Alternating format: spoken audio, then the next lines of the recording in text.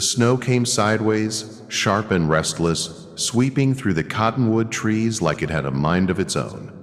It erased tracks, softened hills, and made the world feel empty and far away. In that moving white silence walked a woman alone. Her skirt was dark with soot. Her boots were torn and stiff.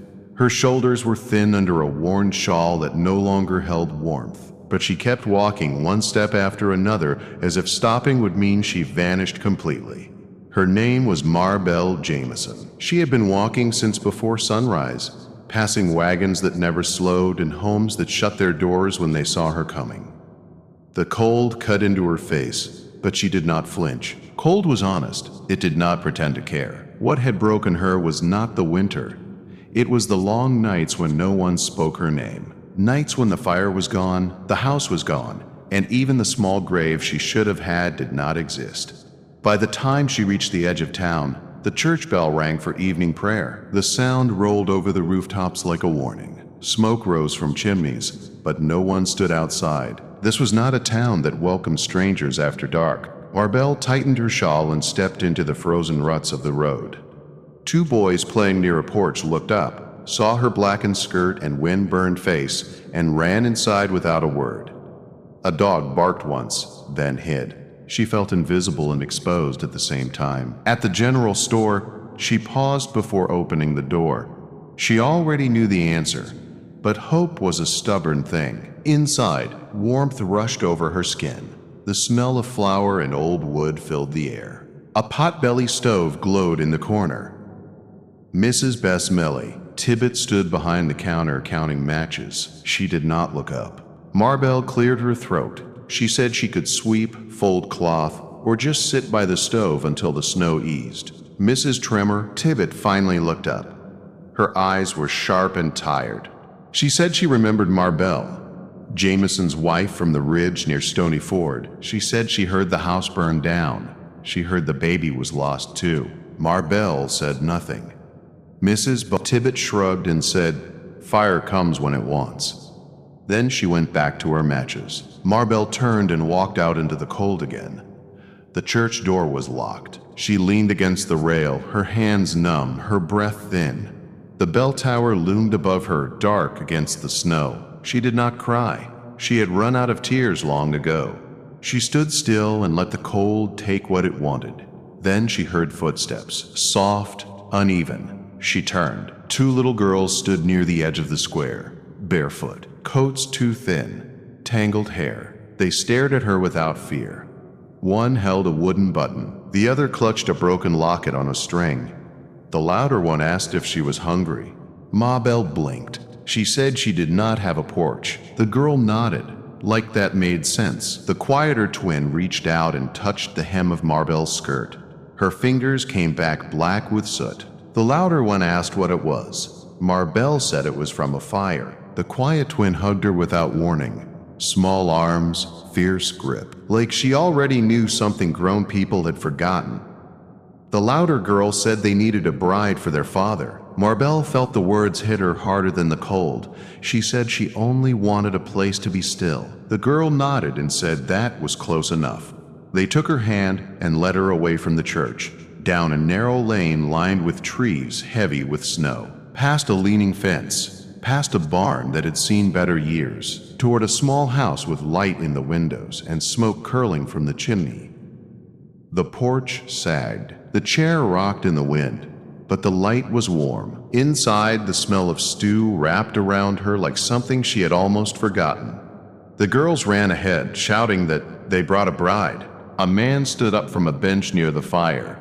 Tall, broad, quiet. A scar crossed his brow. He looked at Marbell without suspicion, without welcome, just seeing her. He pointed to a chair by the hearth. She sat. The heat sank into her bones and burned in a way that felt holy. He set a bowl of stew beside her and walked away. Later, when the girls slept tangled together, Marbell stood to leave. The man stopped her at the door and asked if she had somewhere better. She did not. He told her to stay until she did. She slept in a small room that smelled of cedar and soap. Someone had thought ahead. She did not sleep much, but she listened. To the house, to the quiet breathing of children, to the soft sound of a man shaping wood in the dark. In the morning, her boots were cleaned. The ash was gone. She sat on the porch while the girls chased chickens. The man stepped out and said he would fetch wood. He asked if she knew how to make bread. She said she did once. He said she could teach the girls if she was staying. She asked his name. Colt. He did not ask for hers. And for the first time since the fire, Marbell did not feel like a ghost passing through someone else's life. Morning came slow to the little house near the cottonwoods. Frost clung to the window edges, and pale light spilled across the wooden floor like something careful not to wake anyone. Marbell rose before the sun, her body stiff but her chest lighter than it had been in months. The cold in the room was sharp, honest. It reminded her she was still alive. She stepped into the main room and found Colt already awake. He stood by the stove, heating water, his back straight, his movements quiet and sure. He did not speak. He only set a tin cup of coffee beside her. It was bitter and hot. She drank it slowly, letting the warmth spread. The twins shuffled in soon after, hair wild, eyes heavy with sleep. Josie climbed onto the bench and tucked her feet beneath her. June brushed her sister's hair with a bone comb, careful in a way that surprised Marbell. Colt pulled on his coat, took his axe, and stepped outside without a word. The door closed behind him like a sentence left unfinished. Marbell cleaned the cups and warmed leftover stew. The girls watched her closely, as if she might vanish if they looked away too long. June asked if she knew how to braid hair. Marbell said yes. The girl sat between her knees, and she worked through the knots with slow fingers, telling small, soft stories she did not remember learning. And the girls laughed. Josie leaned back into her like it was the safest place in the world. When Colt returned, he paused in the doorway. Marbell felt his eyes on her back, but did not turn. Later, she found her boots by the hearth, oiled and stitched where the leather had split.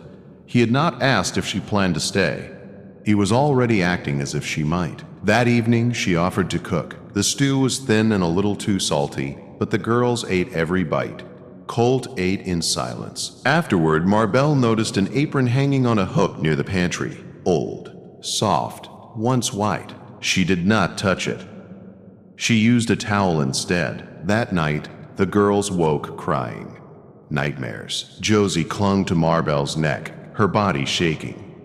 June pressed close, tears soaking Marbell's sleeve. Colt stood helpless in the doorway. Marbell sat with them, rocking, humming a tune with no words. They fell asleep against her. She did not move until morning. Days passed, not fast, not slow, just steady. Marbell learned the rhythm of the house, when the stove needed tending, which board creaked on the porch, how Colt spoke little but noticed everything. He did not ask her to stay. He did not ask her to leave. She baked bread one morning. It split and browned too fast, but the girls tore it apart with joy. Colt ate a piece and nodded once. It felt like praise. One afternoon, June asked if they could call her mama. The word hit Marbell like a sudden fall. Colt looked up sharp. Josie only said Marbell smelled like home. Marbell told them maybe just Marbell for now. They accepted it easily. Later that week, she rode into town with Colt. They spoke little. The silence was not heavy, just unfinished. At the general store, Mrs. Tibbet saw them together and smiled the way sour things do. She said it was quick, wasn't it? Colt said nothing. That silence hurt more than the words. That night, Marbell sat on the porch while the fire crackled inside. Colt joined her. He said he should have answered the woman. He said he did not think it mattered. Marbell told him it did. He listened. The next morning, he said her name out loud for the first time. Marbell. It settled into her like something earned. Spring crept in slow. Snow melted into mud. Wagons returned. So did voices. Gossip moved faster than the thaw. In town, Marbell heard whispers. That she was pretending. That she was warming a man's house without a ring. That children needed truth. She kept her chin up. She brought flour home. She brushed the girls' hair. She mended shirts. Still, the words followed her like smoke. One morning, the twins fought in town. A boy said Maribel was not their mother. June pushed him. Josie bit him. By evening, the sheriff came riding up. He spoke to Colt on the porch. He said folks were uneasy. He said children needed a woman with a proper place. Maribel folded a blanket and listened. Colt said little. The sheriff rode away. That night, Josie asked if they were bad. Maribel told her no. She said she was not their mother, but she was here and she wanted to be. Josie cried anyway.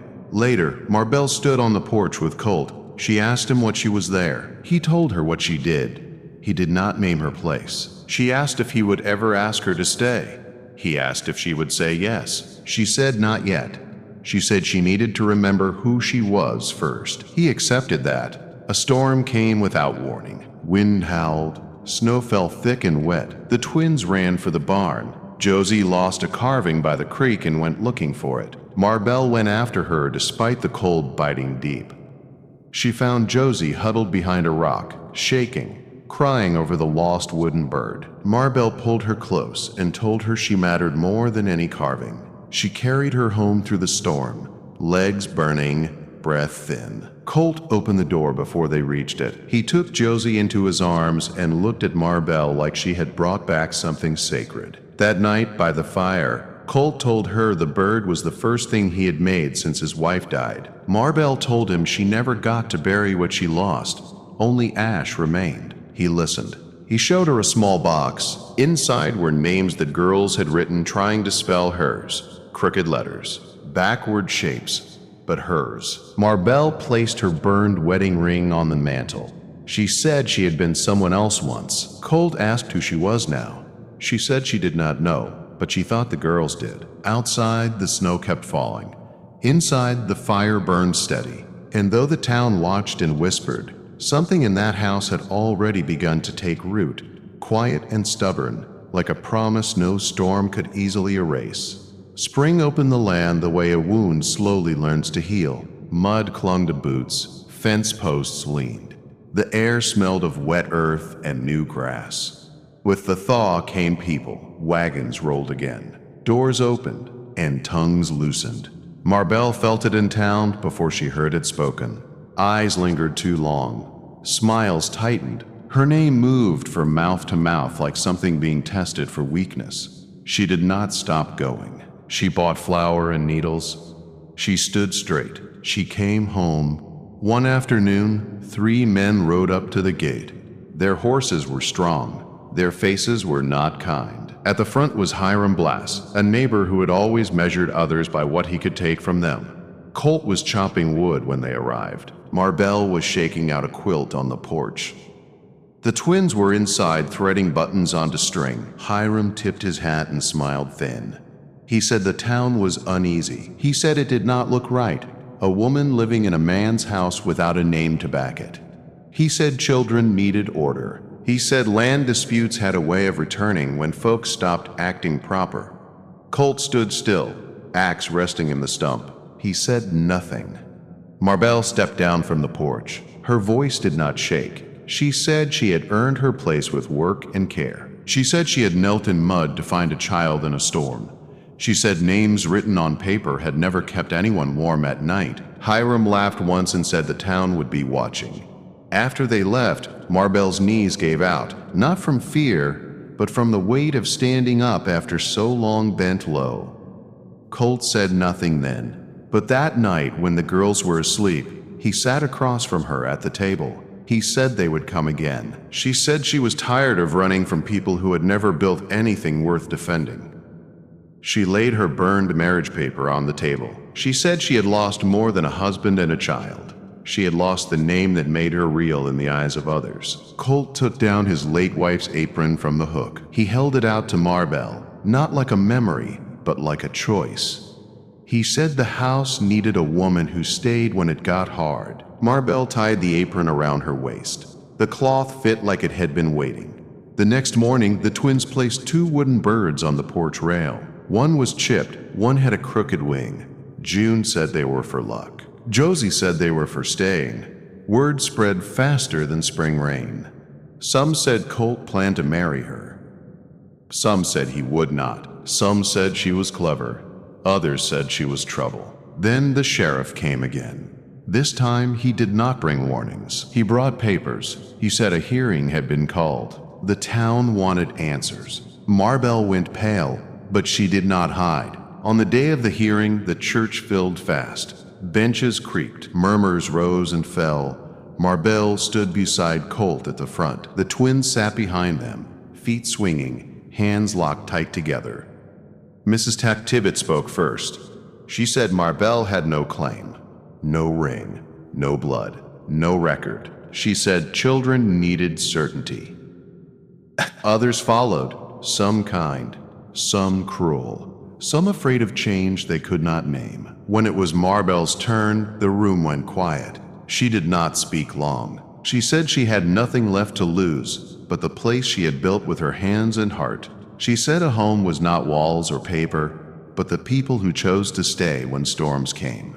Colt spoke then. His voice was steady and plain. He said Marbell was his choice. He said the girls chose her every morning. He said if the town could not see that, then the fault was not hers. Silence followed, heavy, waiting.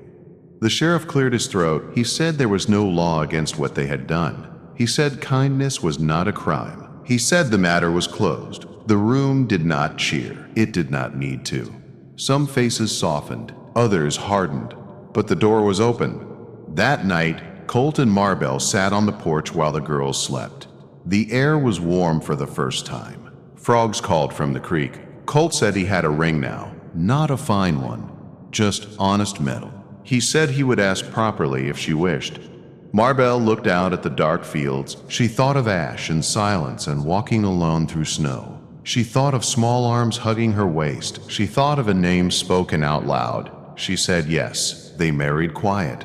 No crowd. Just the girls, the creek, and a sky wide enough to hold forgiveness. June dropped buttons instead of flowers. Josie cried and laughed at the same time. Marble took the name McCrae, but she kept her own too. She did not bury who she had been. She carried her forward.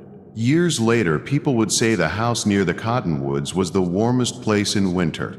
They would say the twins grew strong and kind. They would say the woman who arrived with soot on her skirt became the heart of the place. But Marble knew the truth. She had not been saved. She had been chosen, and she chose back.